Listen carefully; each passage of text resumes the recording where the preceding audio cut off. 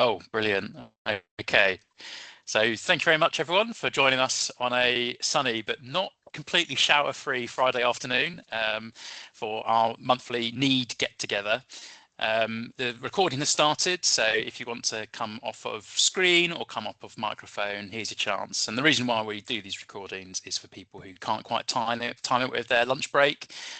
They can watch it back at their convenience and send it on to colleagues and whatnot. But if it's been a little while since you've joined a little Need get together, or you've somehow found the link after the fact and you're in the far-flung future of 2030, listening to this when all of the coastal landforms around Bude have fully recovered due to Jolyon's project work and whatnot, and you're going, God, let's see how that project started. And you're watching this back later. NEED stands for the Network for Environmental Educators in Devon. We're quite a long-standing professional practice group which sits underneath the Local Nature Partnership, or LNP, which pulls together loads of little thematic working groups just to promote nature recovery, climate resilience, sustainability. And R1 NEED looks at the education arm of that. I looked at the spreadsheet earlier at lunchtime, and we are up to 201 members, which is absolutely fantastic. And these are people for whom they survived the big membership cull of 2025, I think, when we had a look at that spreadsheet again and realised a few people. I was on there 3 times, guys. So, yeah, I think we shared a few members in that time, which is fine. My name's Tom, and I'm the current chairman of NEED, but a long-standing member, and I work down at a rewilding site just west of Rowford Lake called Rewilding Coombs Head. We tend to do 2 membership gatherings a year, if we can get our act together, one in the spring, one in the autumn, which is an in-person event.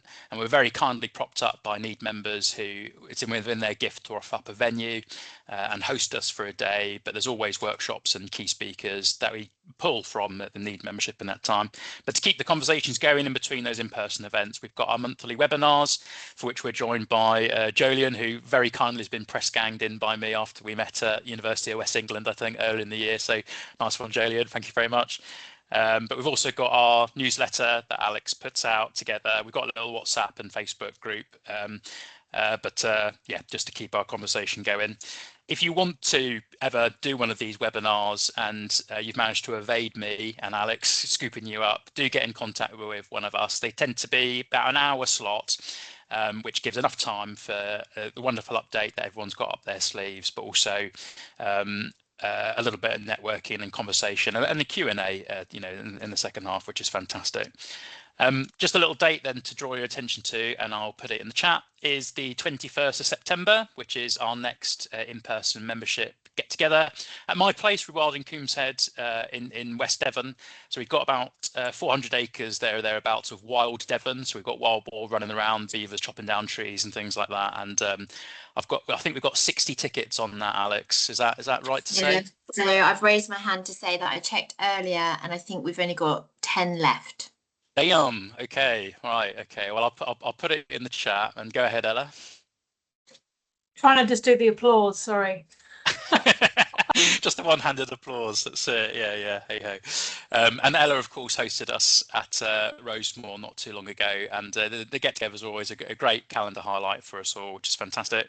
I've put the Eventbrite link in the chat, and like I say, about 60 tickets overall, and yeah, it looks like we've got 10 or so left. But yeah, do please snap them off if you haven't done so already.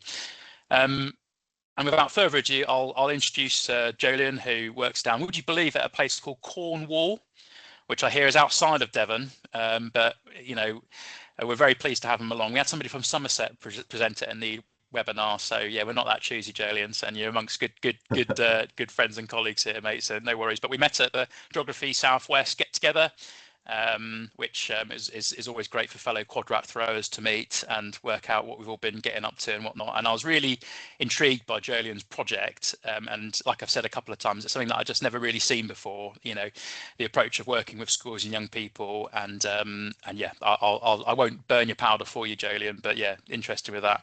If people have questions, do utilise the chat just while Jolyon's presenting, and then it gives us a chance to pull them up towards the end. And then once we've come back into this screen, just as Ella's demonstrated, use the little yellow hand function, and it just gives us a chance to have a bit of a, if you've got any questions and queries and things like that.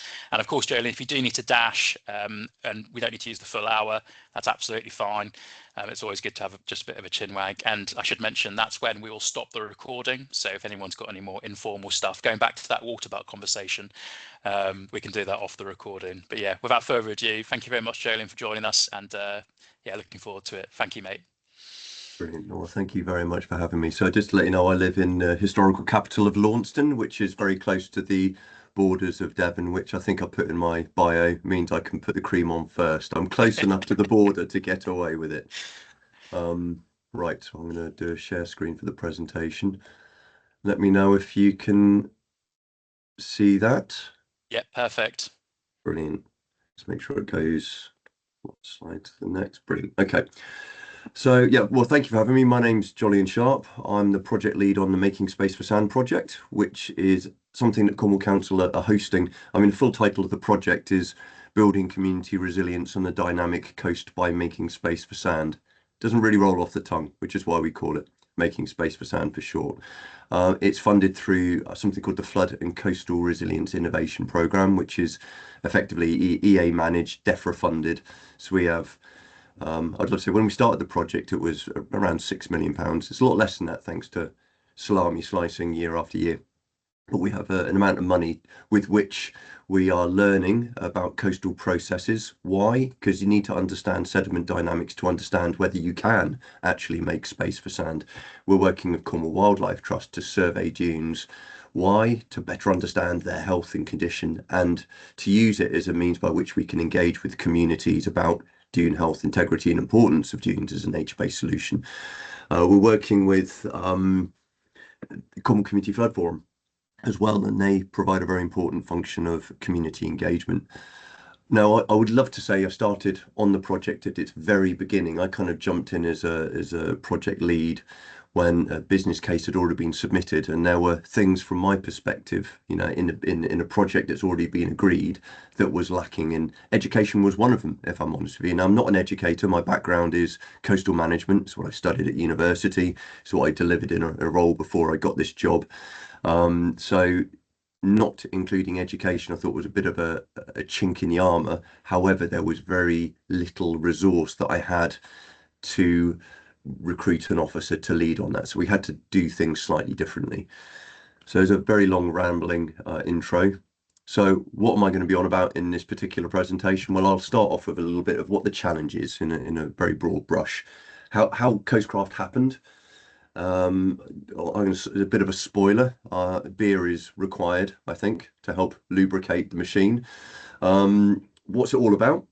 A little bit of feedback we received, and though it's very much a jewel in the crown, it's not the only thing we're doing in relation to education. I'm just going to highlight a couple of other things that are easy for other people to access. So without any further ado, the first slide.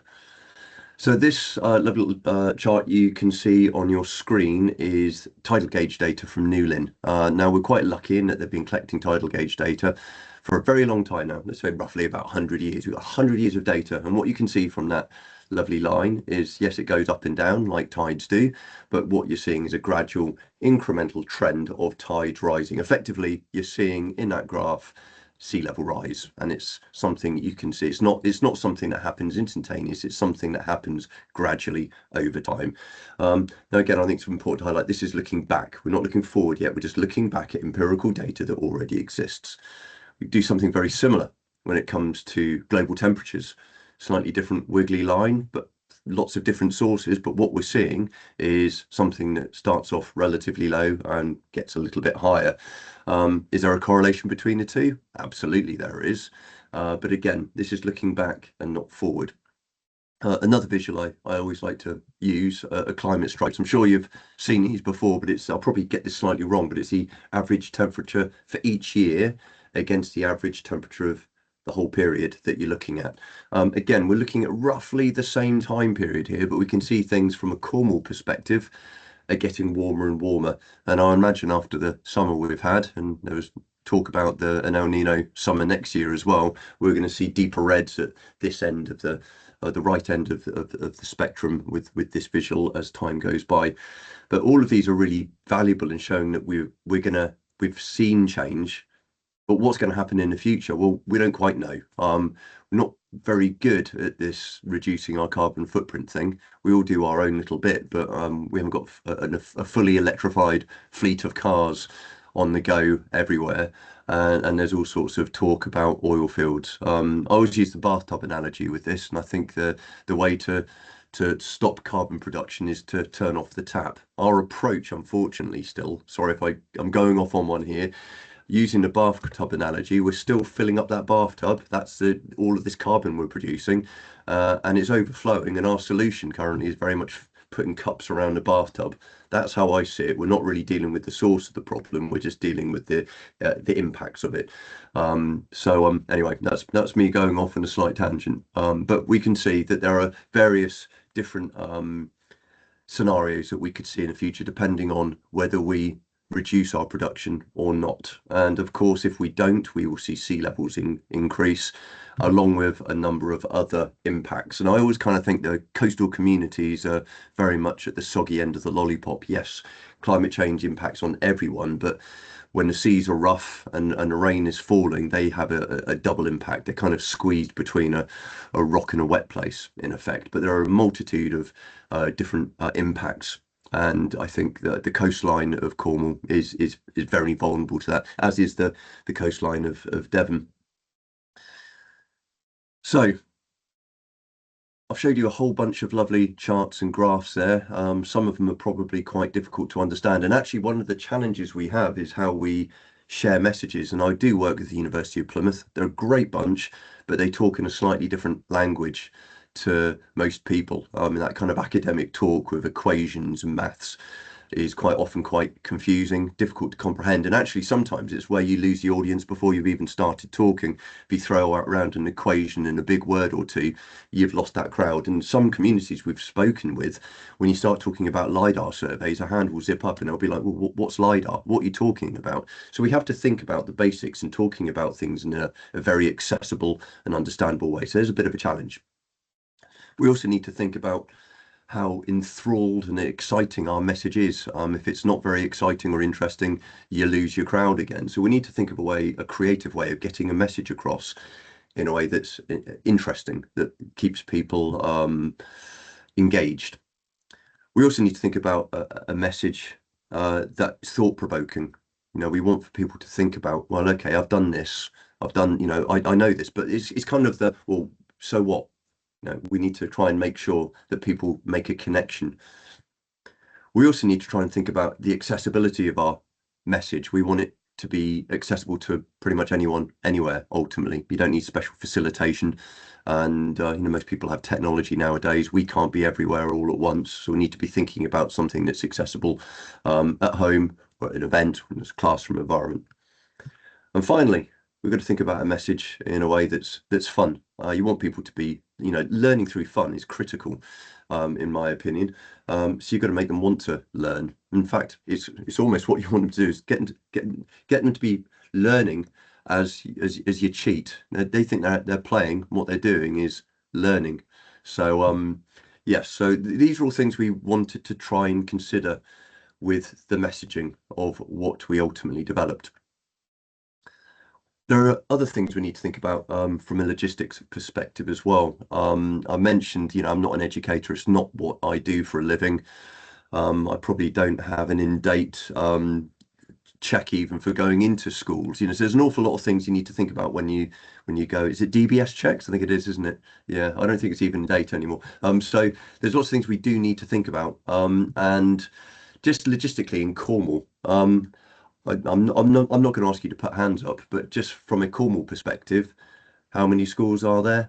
There are 300, over 300.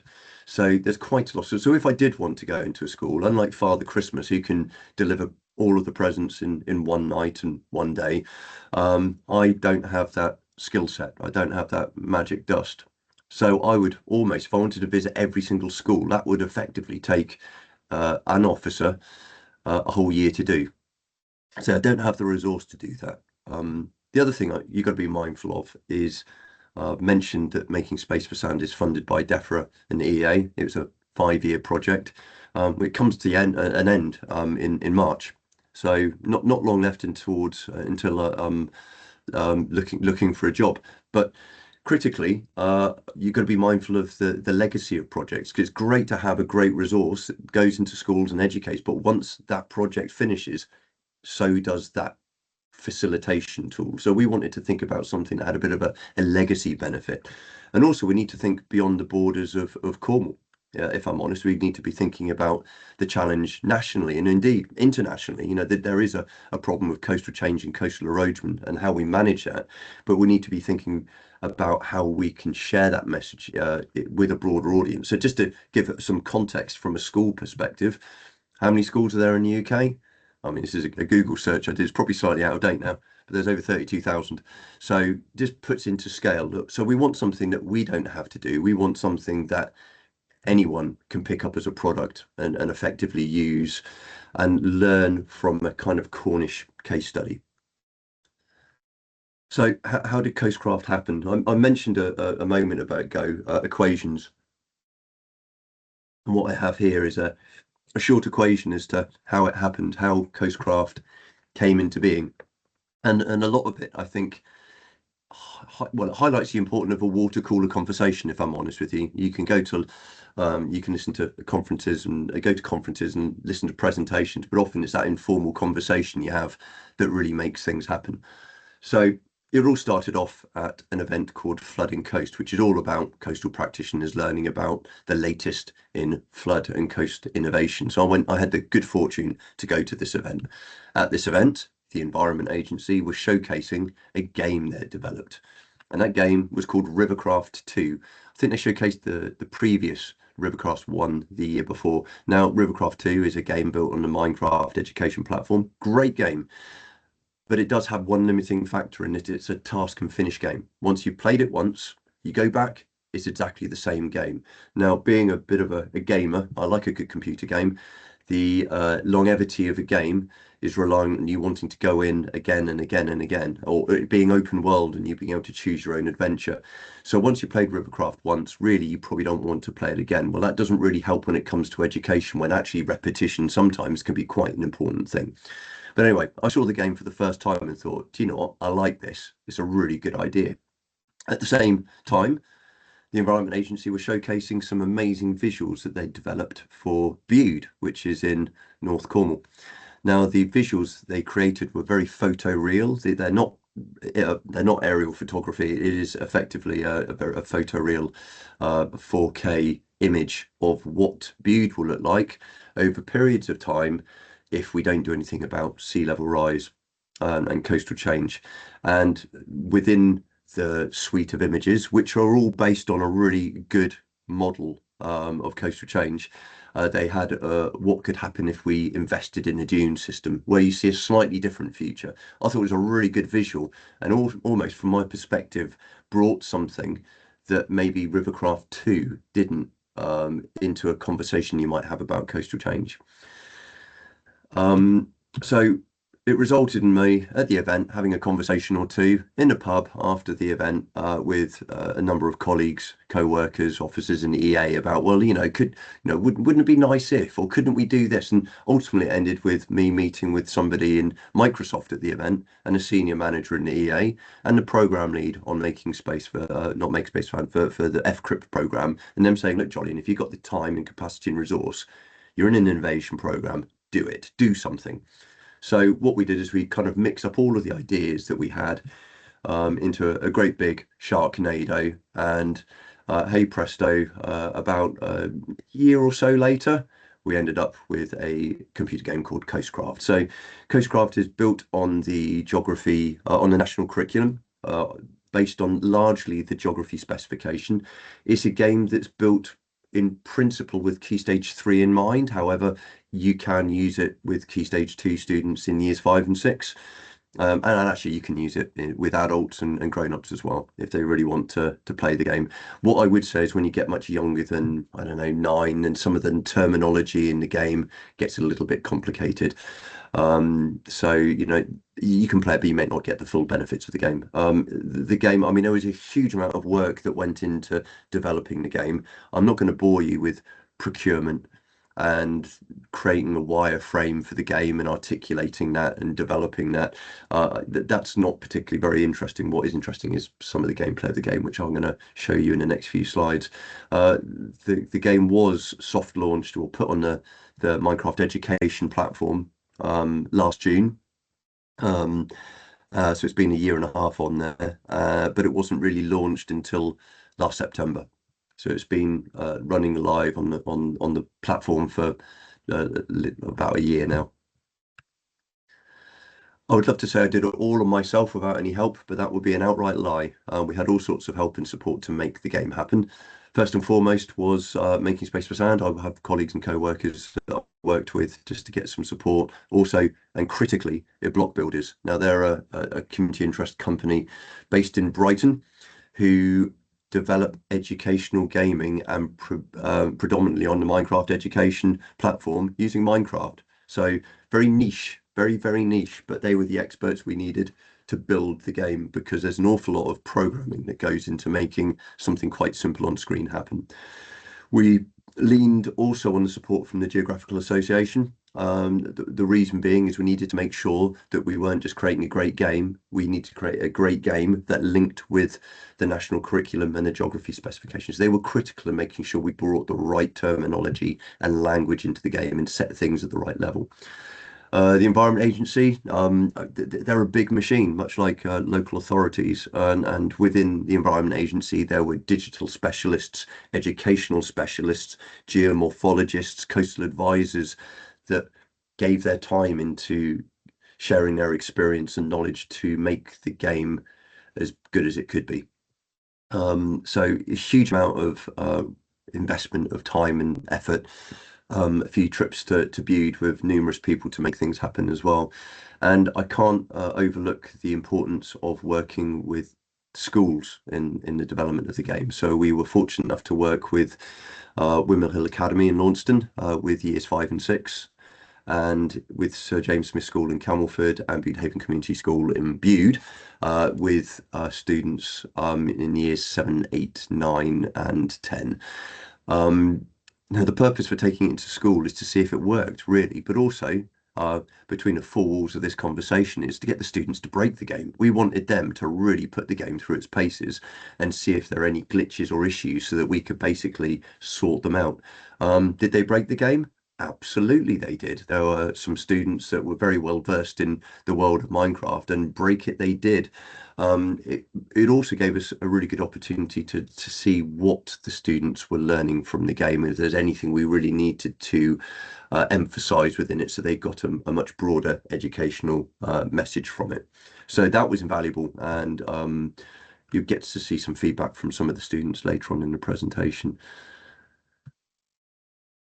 So what is Minecraft education? I'm not going to ask you to put hands up, but Minecraft is a very popular game.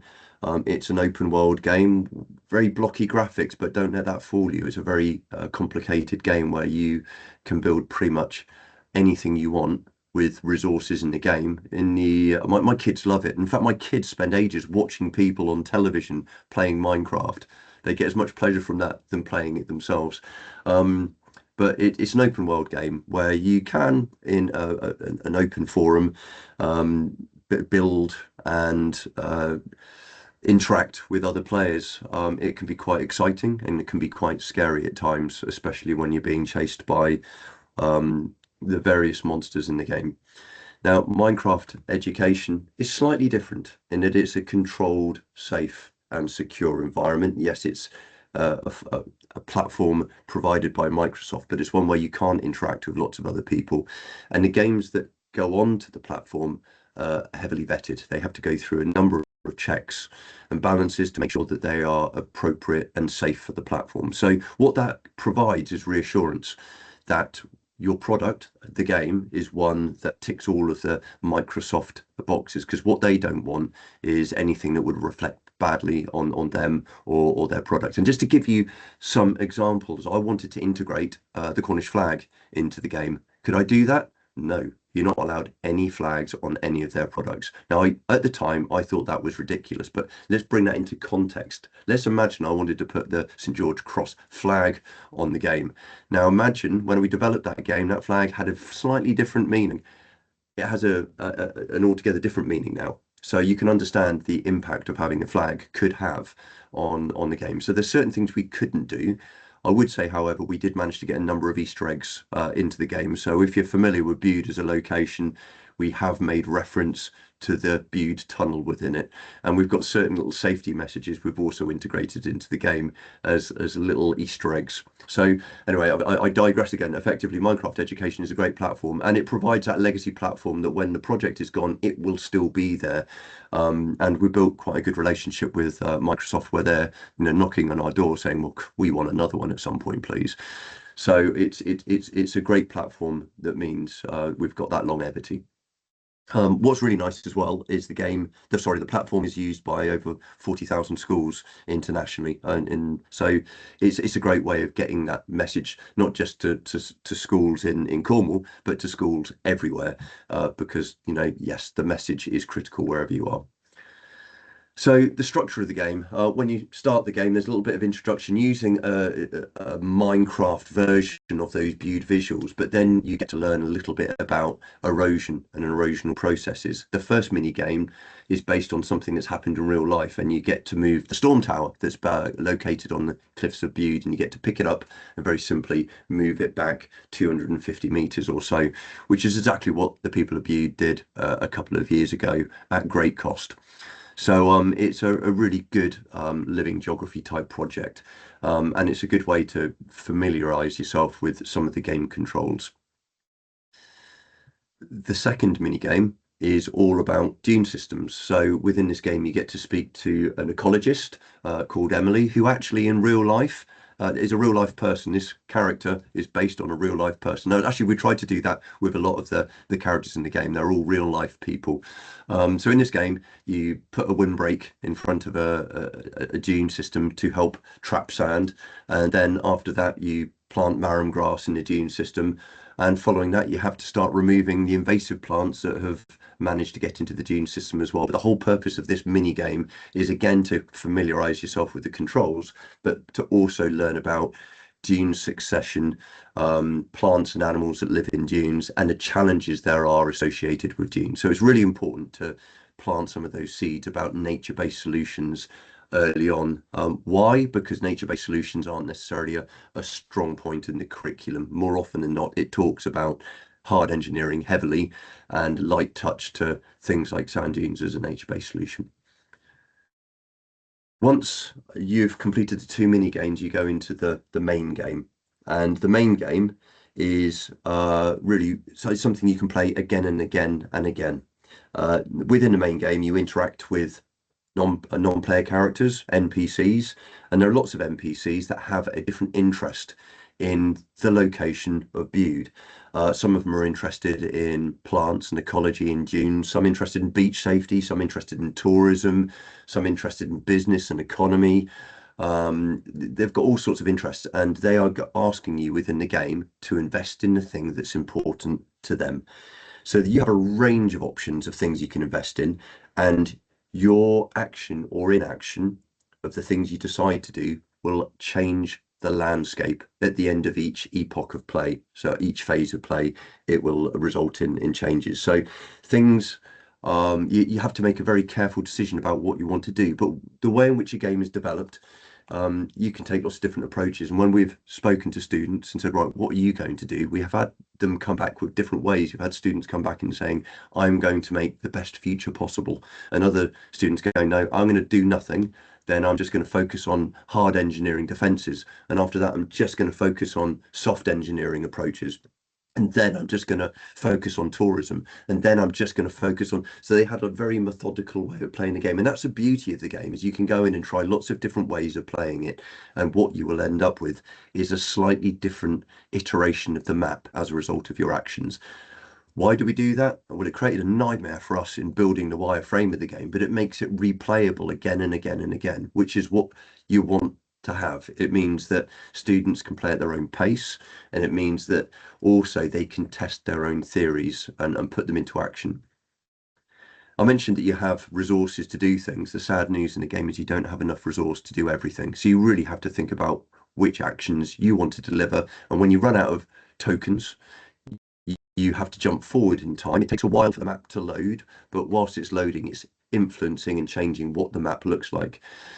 The first thing you can do, you have to do after you've gone through into the next phase of play, which it jumps you to either 2040 or 2060, is go to a village or a town hall meeting where all of the NPCs are sitting around a table and you have to interact with them. It's sort of what we have to do in real life, but less scary and in a computer game.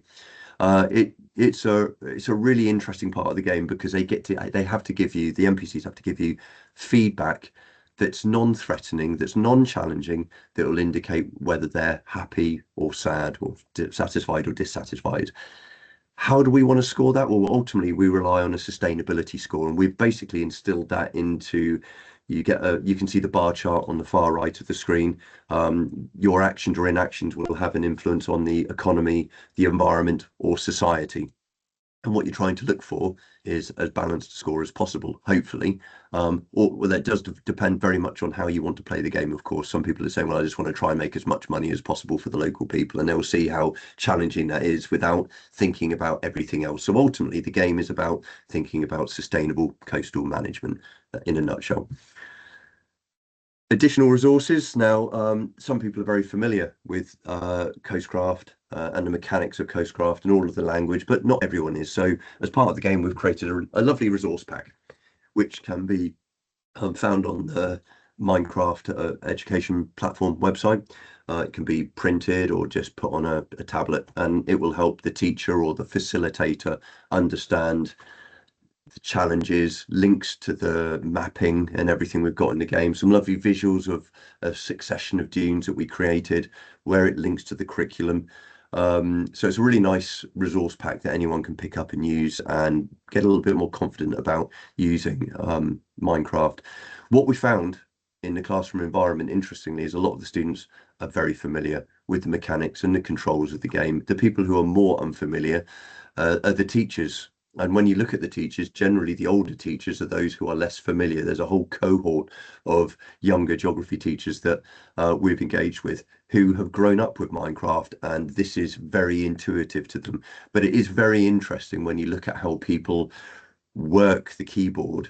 Probably the group of people that were the most interesting is the academics. When you give the game to a university professor, they look the most confused on the keyboard. So anyway, the controls are relatively simple, but everything is there to help you play. And also, bottom right hand corner of the screen, we have on YouTube a walkthrough of the game with somebody talking you through what you have to do in the game as well. So we've got everything in there to help anyone play the game.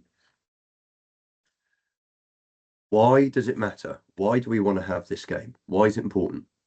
Well, we need to improve coastal literacy. We need to make it applicable and tangible and something that's appropriate.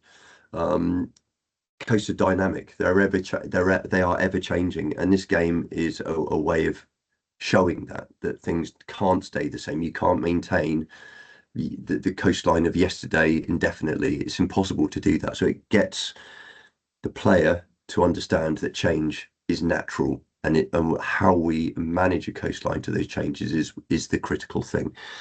No spoilers, but there is no perfect solution to this. Each location is very different. You know, if we developed this game for somewhere other than Bude, it would be a very different response. So it's very important to highlight you will not please everyone in the game all of the time, in the same way as you won't please everyone in real life all of the time when it comes to how you manage coastal change. So I think the critical thing is that I think coastal change can be quite an intimidating, scary conversation. Climate change as well. This is starting that conversation on a platform that is non-threatening and in a way that is not scary. And what it allows you to go wrong. There isn't a right, there isn't a wrong. It allows you to test theories again and again and go, and that really is fundamental. what we've found interesting going into schools is students have queued up after lunch to get back into a classroom to play the game.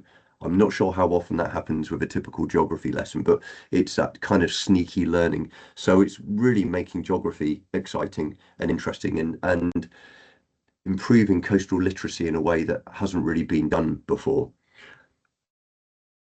Feedback. So we've had lots of wonderful feedback. So I have attended a few events. I had to attend about this time last year an event in Glasgow and presented the game to a number of students who played it. Of the Tech Girls event in Cornwall, the Lego Challenge events that are held in Cornwall. I've been to loads of different events, and whenever I turn the computers on and put the banners up, there's hordes of young people trying to play the game. Now, one of the things that was pointed out to me very recently, I got a picture here, this chap. Anybody know who that is? He's a fella called Jeb.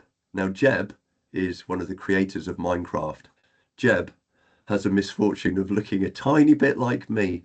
So what you often find with the students is they come to these events thinking I am the one and only Jeb, when I'm just a cheap Cornish knockoff of him. So you do get that kind of everyone coming over to make sure that I am or not Jeb. But anyway, the events have gone really well. Whenever we're taking it into to an educational environment, it's gone down well. And actually, we've had some great feedback from a number of schools saying, "Look, this is a great product. Thank you very much for developing it. Now, can you do one that covers X, Y, or Z?" Taking things internationally, it was a great surprise when the UN Office for Disaster Risk Reduction picked up on the game and promoted it internationally. So they've done that on a couple of occasions now, and it's a really nice way to put the Environment Agency and Cornwall Council on the international map for doing something slightly different. With a reach of about 1 million people, it's a great acknowledgement that people are taking on board what we're doing, and it highlights the importance of innovation effectively. We've also received recognition in being shortlisted for and winning a small number of awards. You know, it's good not to win everything, but I am very grateful to have won the BET Award for the secondary school digital learning product. And not too long ago, a month or so ago, we won the Geography in Government Award for best communications product through the game. So what's interesting is a couple of the awards we've been shortlisted for are nothing to do with coastal practicing. It's about education, and that is a really nice acknowledgement that actually sometimes you need that cross-pollination. Now, I'm not an educator, but working with the educators, we've developed a great product that is useful across the piece in coastal management conversations and in classroom environments as well. Now, I do have a very short film here I was going to show you from Bude School. Now, you're not going to get the sound from this, unfortunately, but it does have subtitles. Now, when we went into Bude School for the first time and got the students to test it, we surprised them at the end and said, "Look, we'd like to record, please, your thoughts on the game." And what was nice was unscripted. The students gave feedback on it, and I love this footage.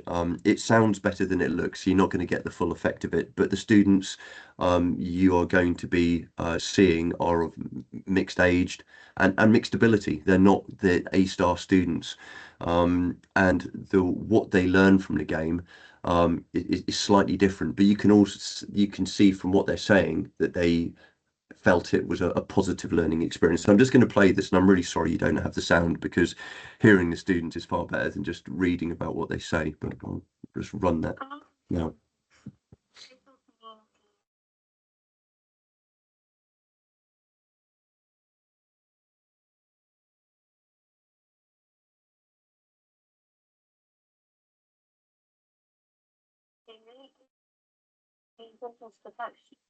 Sometimes Sunday, I thought it was just last like hill, just because to slide down and all that. But now I know that it's basically used so it's less likely for erosion to happen. I know what it is for the sand to stay for anything gets worse. And also there's actually more than just a standing. Like there's actual animals in that place, and there's also there's more plant species and just the actual dunes themselves. We can learn to taste the animals and plants there. So, like, I would recommend Coastcraft teachers because it helps students to get these things. Don't do anything without it. But that example. There you go. So it's a very short 1 minute snippet, but for me, Tommy is probably my favourite character in all of that. Articulating simply that, you know, I just thought dunes were for sliding down and stuff, but now I've learned that they're actually a little bit more. That for me is a big takeaway. It shows a big change in recognition of the importance of what a dune system is. But no, I think it's wonderful, and there's a much longer version which just puts a smile on my face whenever I see it. So just to highlight, I mean, I've talked an awful lot about Coastcraft, and it's very much a jewel in the crown. And to use gaming analogy, it was very much a side quest. I'd love to say when we started this project, I was going to develop this. I didn't know that I was going to develop the game at the start of the project. So we're very lucky that the innovation program, which funded Making Space for Sound, enabled us to be innovative and to be agile. And I think that needs a huge amount of recognition, because things change as you're delivering a project, and it enabled us to develop something that has, I think, gained traction not just locally but nationally, and to a small degree internationally as well. But it's not the only thing we're doing. There are other small elements of the project that are linked to education, not quite to the same degree as Coastcraft. So I'm just using the next slide to show you some of them. So first of all, we have a great website. I'm going to say that because I built the thing. But on the website, you'll learn all about the project, all about dunes. You can watch short films, and there's a couple of really great films that were put together by the 2 Minute Foundation on there to explain what dunes are, how they form, why they're important, and what you can do to help make them better, stronger, more resilient. So it's a great resource. Yes, we've got scientific papers and all sorts on that website, but we try and start the narrative on one that appreciates you might not know fully everything about coastal change or the scientific principles we use to measure coastal change. So you go, this is the map. It's a project I haven't mentioned. It's the project that considers 40 locations in Cornwall as well. So there's a page relevant to each location there. A little bit of Cornish splashed in there as well. So some place names are fascinating. And I think actually when you look at language and Cornish language, the place name tells you a lot about the challenges that they had back in the day. Something like Poleseth, for example, is Cornish for dry creek. Well, it's going to become an increasingly wet creek, but the fact that it was a creek at all tells you that once upon a time, before we put a village there, it was a place where there was a great deal of interaction of water. What we've done ultimately is developed a village on it, and that often, more than often, is the case. And what we've done is built ourselves into these challenging environments. We create some great visualizations, and again, we worked with University of Exeter on this, and we used a gaming platform which Fortnite is developed on, a game engine, and effectively we've looked at sea level rise, water levels, erosion rates, and plotted that for as many of the Making Space for Sound projects locations as we could, just because a lot of the time two-dimensional visuals don't quite cut the mustard. And finally, I mentioned that we've got a number of short animations. We found when we started talking to the people, we're talking about bathymetry surveys, LiDAR surveys, Brun rule modelling. What am I on about? So we started we created a whole number of animations to try and explain what exactly is LiDAR, what is a bathymetry survey, and I recruited my poor children to do the narratives for these as well. So what we have is a way of explaining things to people in a very simple, understandable way. And interestingly, some of these have really stuck really well. So I think we've got a short animation on what Coast Snap is that's been watched thousands of times. The one on LiDAR has been picked up and used by other people. So it shows that sometimes it's important to create a narrative about some of the things that we use on a day-to-day basis. I mean, local government and EA love to talk in acronyms. We've got to break down those acronyms before, as a start of 6, before we start engaging with communities about coastal change. Another thing we've developed relatively recently with Southwest Coastal Monitoring, who are a project partner, and Geography Southwest, is some resource packs. So we've developed 4 of these for Key Stage 3, and they are looking at sand dune formation. A couple of case studies, one on Par, one on the story of Gwythian Towns, which is really quite interesting if you look at its industrial past. And then there's a questioning one at the end about should a holiday park be built at Penhale. So this is Key Stage 3 resource. It's free. Hopefully it makes life easy for teachers. It's on the Making Space for Sound website, on the Southwest Coastal Monitoring website, and the Geography Southwest website. So please use them, please share them. We want people to use these resource packs if they can.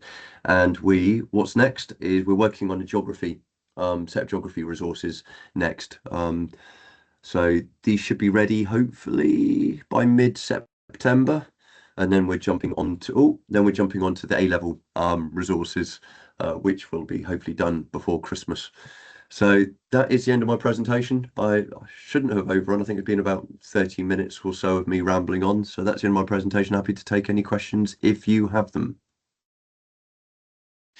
Fantastic, Jolyon. And yeah, like I say, I've never seen anything like this before, and I really hope that's been well, a nice thing that a few other people have said, because sometimes when somebody says I've never seen something like this before, you think, oh crumbs, is it amazing? But hopefully other people that have watched that, they can immediately, well, before Joe jumped off the call, he said I'm going to give it a go.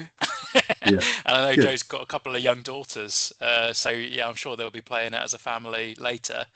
But yeah, super thankful, Jolyon, for going through the project and very candidly some of the challenges at the start. And I think there's a few people on the call for whom they've inherited a project and a Gantt chart over a couple of years, going, all right, this is what we're heading to, is it? Right, okay. And spotting that bit, mate, about education being a chink in the project there, fantastic. And yeah, absolutely fantastic.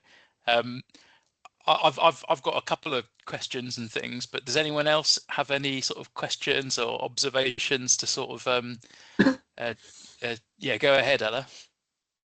I'm totally inspired. Loved everything you're doing. Really love your presentation as well. I've enjoyed it. So I guess my first question is, how does one acquire the ability to play? Do you need some sort of login? How do you pay? How would an educator go about using it? I'll let you answer that. Yeah, brilliant. It's a good question. I probably should have covered that in the presentation.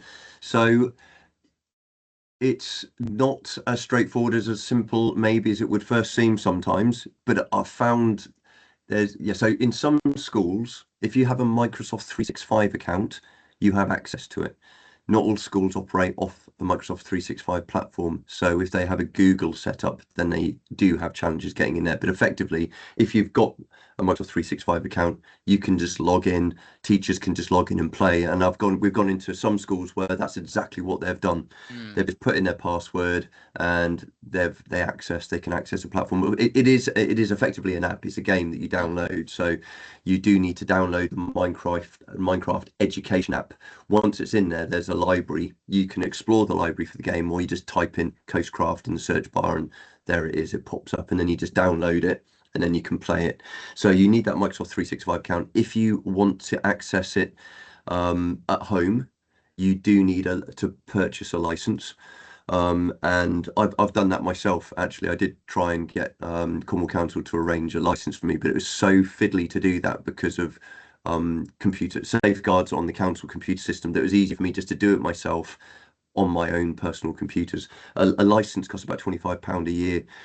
I didn't think that was too big a cost, given I have children who are now 9, 12 and 14. And actually I wanted my youngest especially to, instead of playing open world games, to use this platform as a way of getting his gaming fix whilst learning at the same time. So there is a cost if you want to have a commercial license, but most schools can access it for free if they have Microsoft. You can also get a temporary license for free. I think that gives you a short number of uses. I think it's worth a go. And I know people that have done that. I know there's an officer that I know in the EA that just used a temporary license, went to an event, showcased the game, and then the temporary license ended. So there are means and ways to test it. If you just want a quick look, go the temporary route. If you want to use it ongoing outside of a school, it's worth getting a license. But most schools will have a license if you want to use it in their school environment. Thank you for that. Fab.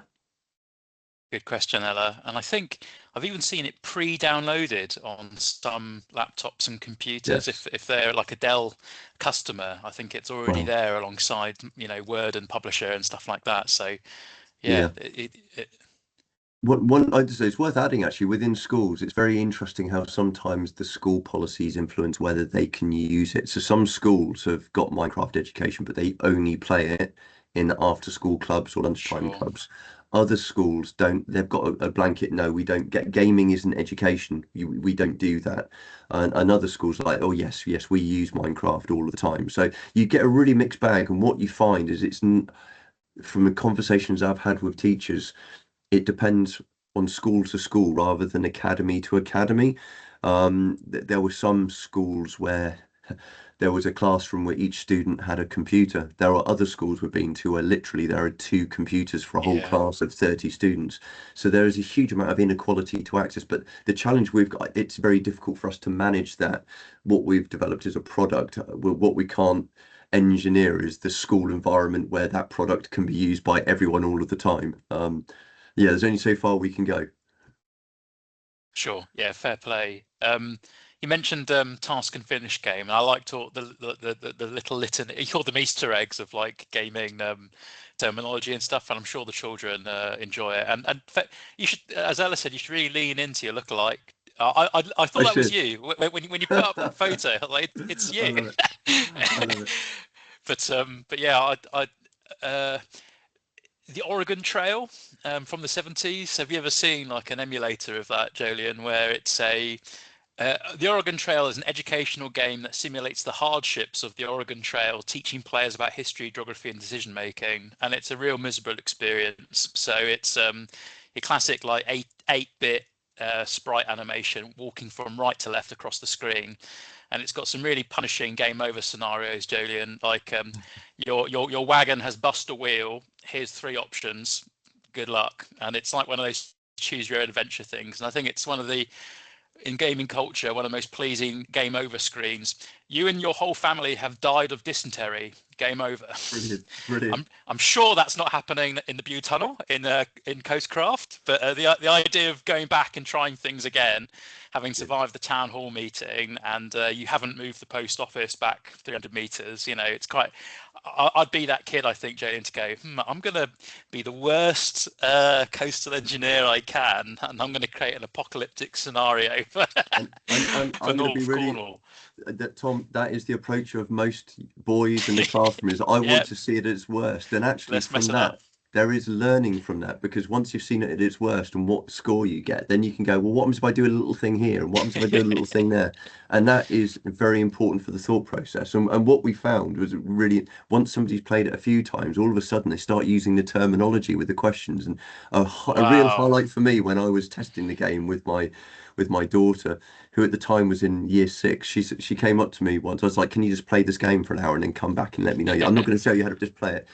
She came to me and said, Dad, I've got a real worry, because I tried some of the hard engineering approaches with the wall, and though it did something for a little while, it didn't last for very long. So I tried some of the soft engineering then with the sand dunes and planting the marrow grass, but that didn't work. Dad, I'm beginning to think that actually I need to do a range of different things to have a sustainable future. And I was just sitting at the end of my chair, kind of slightly shaking, going, I'm hearing like a 9-10-year-old child using terminology you'd expect from somebody doing GCSE, and they came by it because they went through that. They played the game again and again and again. It is that kind of learning through fun, but picking up on the narrative and the language. So I think there is a lot to be said for it. Like I say, it's learning by stealth, and I think that's probably the best way that you can ever learn, in my opinion.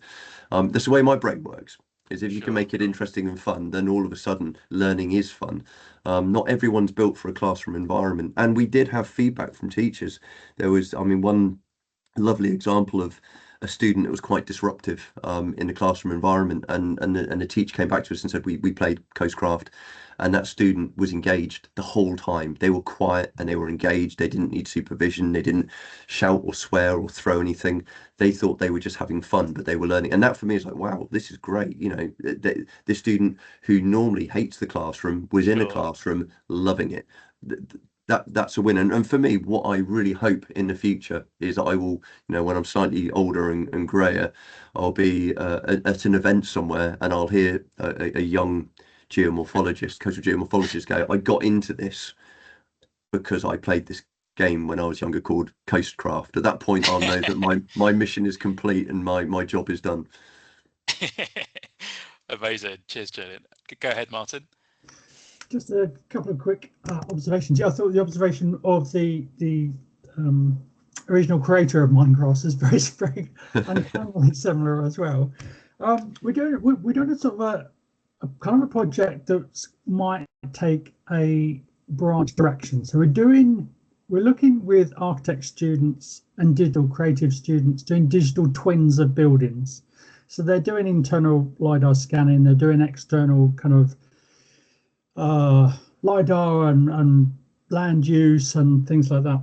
One of the clients we're working with in particular wants us to get to a point, and I'm thinking, well, if we've created a digital twin of the building, and this might be a software question for your block designers, how easy would it be to take our LiDAR scanned digital twin building down a Minecraft wallpaper route and actually turn it into a Minecraft kind of building? How easy was that for you with doing that actual building to a Minecraft building process? Yeah, okay.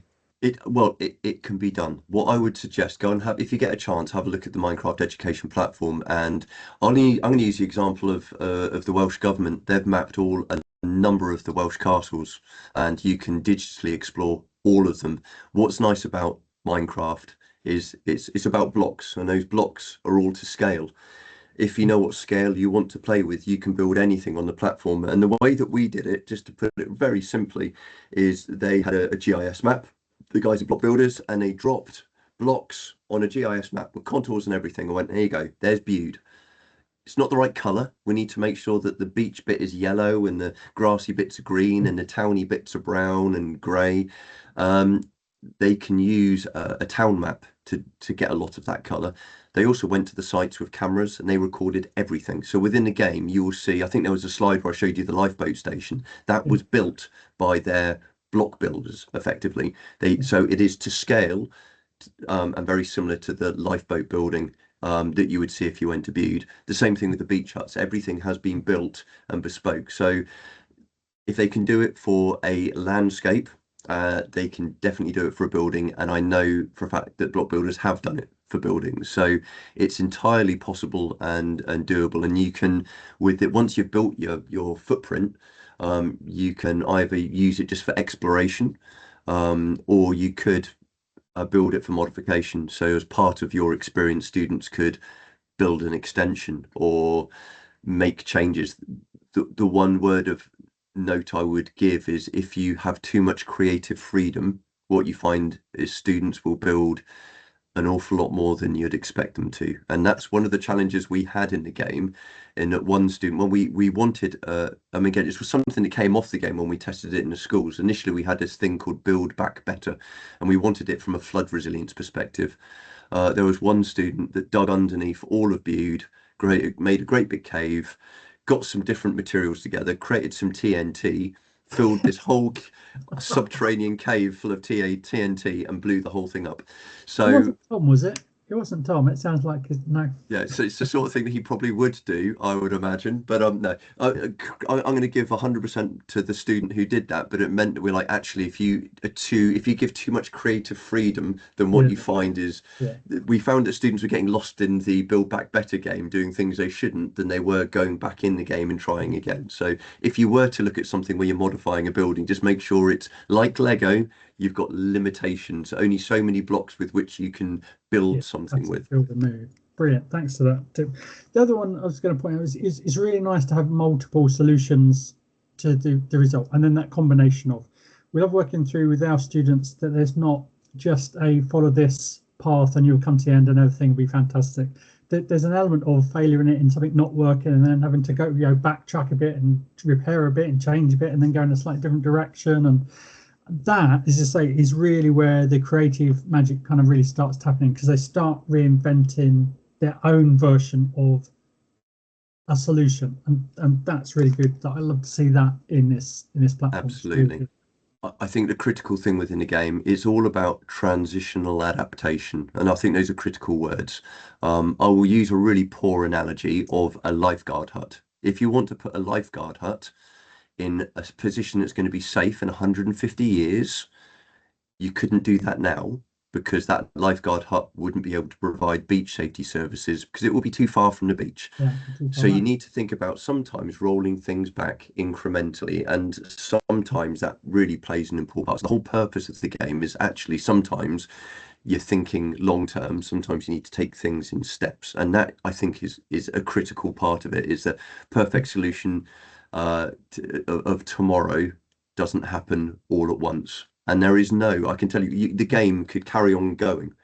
We had to stop somewhere, and this was a big learning point for me. Is there is a wireframe behind the game, and you've got lots of eventualities, and each eventuality has an influence on another.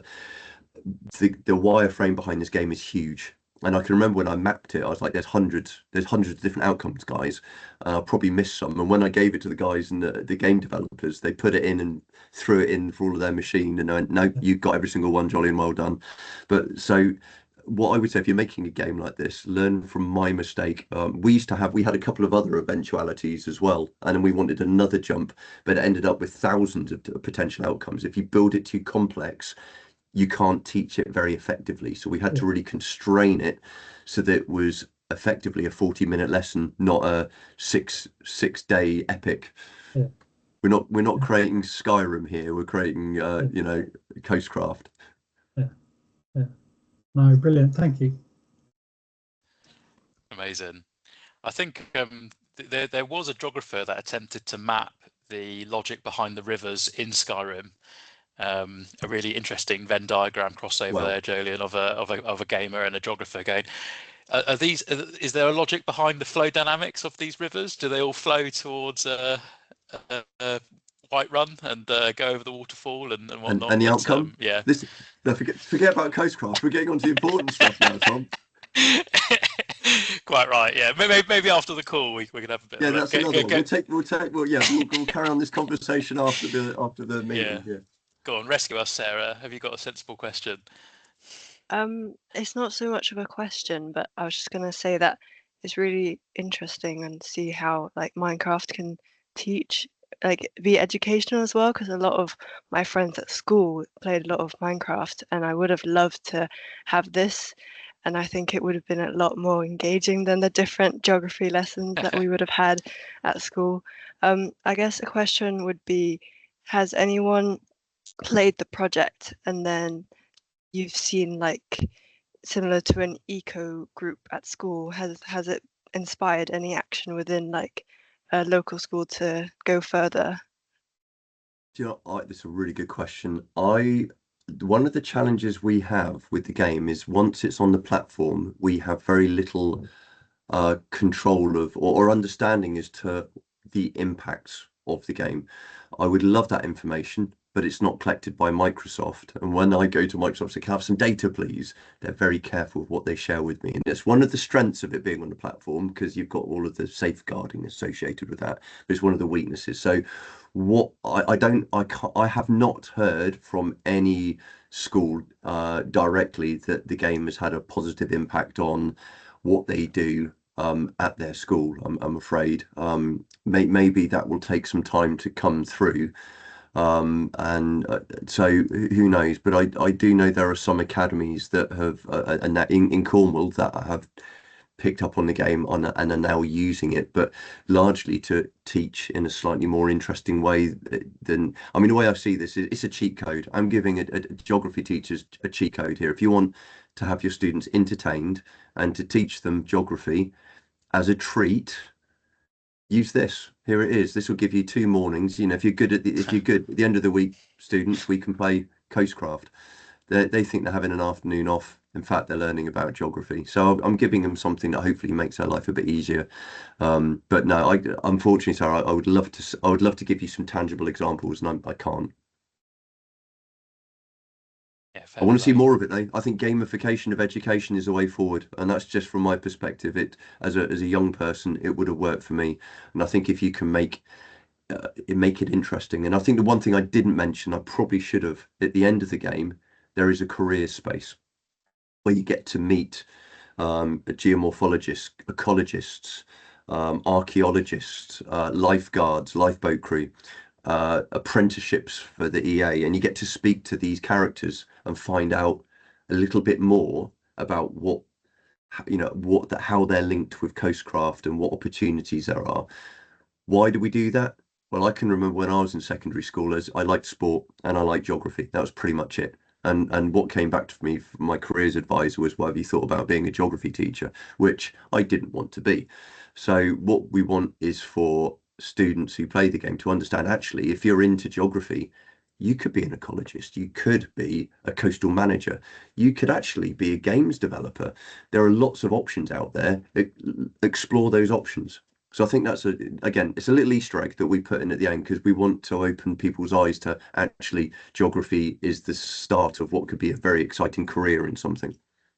Yeah, and I loved as part of their when they're navigating through their choices, they're meeting experts within the setting, and they have to talk to Emily the ecologist and whatnot. And it's something that we're trying to improve as a membership, in making young learners aware of what are all our job titles. You know, need is a very broad group, you know, geographers, biologists, waste education specialists, etc. But the uniting thread is that we try and do a little bit of climate and wildlife education and sustainable education. And there's this whole thing, isn't there, around see it, be it. And if a young person has never met a coastal dynamics engineer, by the time they do, they might be in their late 20s going, oh crumbs, if I thought about a path, if I was aware that was a job title that I could apply for, I might have been a bit more discerning about the electives or whatever at uni, which is really interesting. And yeah, that was great to see. Also, that careers bit at the end of the experience of a young person is fantastic. Well, a couple more points and then we'll stop the record, and I think we're at our hour. And Jolyon, you've been very generous with the extra 15 minutes you've given us, and thanks guys for your questions. It was just to share an experience of being a geography field study tutor based at a outdoor education centre in Swanage, where I had a group of GCSE students most excited for their trip to Durdle Door. Now, Durdle Door is a geographer's dream, guys. Okay, Lulworth Cove, amazing erosion. But these guys were like up and ready before I was even at the centre. You know, they were ready to go. Okay, well, I'm glad this is it, guys. Is the ice cream that good? Right, we're going to go. Field sketches, all that type of stuff. Brilliant. It was a poker stop for Pokemon Go. Brilliant. So in terms of getting 18 lads out with all of their phones ready to, because they had to hit that poker stop. They knew how to get from the minibus stop through the village, do all their high street surveys, and get to Durdle Door, because they had to get on the app and do that. So as far as gamification goes, it works. And yeah, that was my experience. Rather confused geography tutor going, God, I've got really engaged students today. Get in. Oh wait, they want to make a they want to raid another base or something like that at the poker stop, which is great. And then the last little bit was when you were talking about the town hall meeting in the game. I think anybody that had to teach the old Edexcel spec, so prior to 2016, there was a big bit around a conflict matrix within that specification, and it was almost like a stakeholder shareholder perspective piece, which was really hard to tutor for. And usually it came as a result of the students going out to location, doing questionnaires and getting different perspectives. But assuming that point of view, and you know, it's not about getting the right answer, it's about getting the least answer that's going to really annoy loads of people. But I think the conflict matrix Edexcel had were things like, you know, beach hut owner, retired local resident, tourist, surfer, so on. And then proposals were sort of pitched in going, well, we're going to introduce a tourism tax to pay for the seawall. Local resident is like, this is great. The tourist, not so much, and probably not going to visit. So that, I think, if I ever had to, if the specifications change again, and that conflict matrix comes back into the Edexcel spec, this is the game. Absolute gift, I think, to any geography teacher who has to face into that, which would otherwise be quite hard to tutor. But it sounds like that's a whole level in the game, literally, the town hall meeting, which is absolutely fantastic. Brilliant. All right. Well, folks, we'll end it there. But yeah, cheers, Jolyon. Big time for being scooped up after a conference going. I know a group of people who would really benefit for this, and I've put a link to the project page just in the chat. Yeah, download it and follow the pathway. But I'm sure get in touch with the Cornwall Council team if you've got any questions and whatnot. But yeah, big thank you guys for joining us this afternoon, particularly to Alex for setting it up, also for Jolyon for joining us and sharing a wealth of information and inspiration, which is great. But yeah, Alex, feel free to stop the recording. Thanks so much. Okay. Brilliant.